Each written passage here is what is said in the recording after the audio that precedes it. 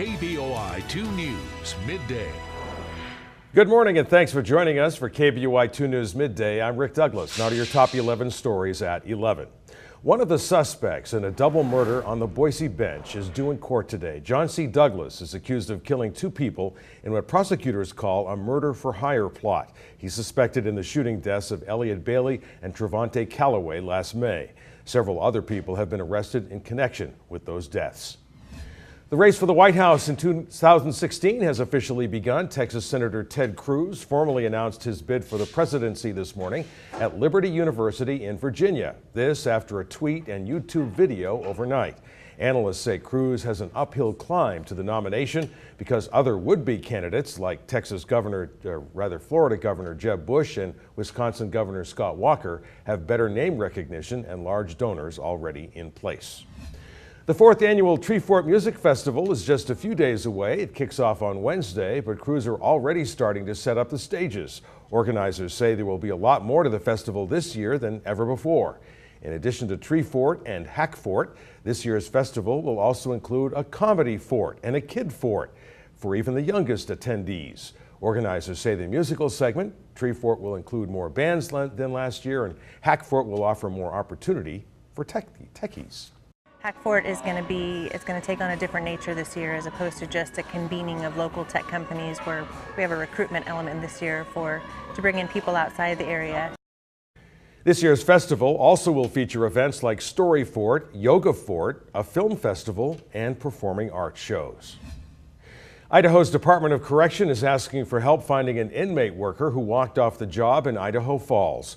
Raymond Ross was last seen Saturday night while working within his assigned duty for the Department of Correction. He was sentenced in Ada County back in 2008 for delivery of a controlled substance. Ross is 6'6" and weighs about 225 pounds. If you have any information on where he might be, you're asked to call police. A two-vehicle crash this morning caused a serious backup at the intersection of Main and Whitewater Boulevard. It happened about 8:30. One of the vehicles ended up on the sidewalk. Boise police tell us at least one person was injured, but the extent of the injuries isn't known. Officers had to redirect traffic to side streets during the investigation and the cleanup. Hyde Park's small, longtime bookstore is set to close after 30 years in business. The store's owner says she'll shut the doors after the end of March. This bookstore has had 3 owners since it opened 3 decades ago. Current owner Marty Martino bought it a couple of years ago in the hope of continuing the small store's tradition in Boise's North End. I fell in love with the store, and as soon as I found out that it was actually for sale, I didn't think very long. It was just one of those emotional decisions. I really loved it. I knew that we wouldn't make a ton of money. That wasn't the intent. I've just always wanted to own a bookstore. This is a really fun, quaint neighborhood. The community has been so supportive, and quite honestly, the neighborhood I think is probably what saddens me the most, because I think that they've grown to love having a bookstore within the neighborhood. Martino says the cost of running the business in the Hyde Park historical area is too much for what it brings in.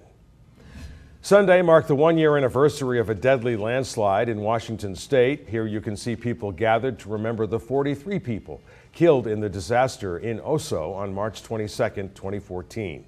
The mudslide wiped out the Steelhead Haven neighborhood.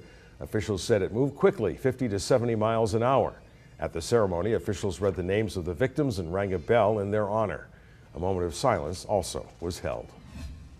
A high school student in Oregon is getting ready to compete at the National Speech and Debate Finals, and she's doing it all with cerebral palsy.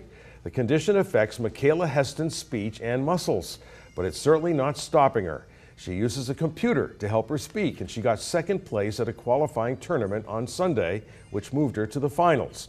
Her father got teary-eyed, remembering the day she was born, which was also the day she almost died. When she was born, she wasn't there, and they had to save her life, so you just wanted to be happy. I'm just grateful to be alive. I'm here to tell people it's okay to be different. Michaela says she wants to be a biomedical engineer one day so she can help design better wheelchairs. Starting tomorrow, drivers will face some delays as crews start a paving project in West Boise. Traffic will be restricted to 1 lane in each direction on 5 Mile between Franklin and Emerald. The work's expected to be wrapped up by April 17th. This is the final piece of a project that was begun last year and postponed due to winter weather. In Israel today, the bodies of 7 ultra-Orthodox Jewish siblings arrived for burial. The brothers and sisters died Saturday in a house fire in Brooklyn's Midwood neighborhood. It's believed the fire that tore through the family's home early Saturday morning was caused by a hot plate that had been kept on for the Sabbath. Firefighters say the flames incinerated the stairs, trapping the children in their beds as they slept. In a recent interview, Pope Francis said he missed being able to get pizza unnoticed, so a Naples pizzeria decided to help him out during his visit to the city. The owner, Enzo Cacciali, hand-delivered a pizza to the Pope as he drove by. He told an Italian newspaper the pizza was made with fiber-rich flour, buffalo mozzarella, and yellow cherry tomatoes. The colors, white and yellow, are a nod to the Vatican flag.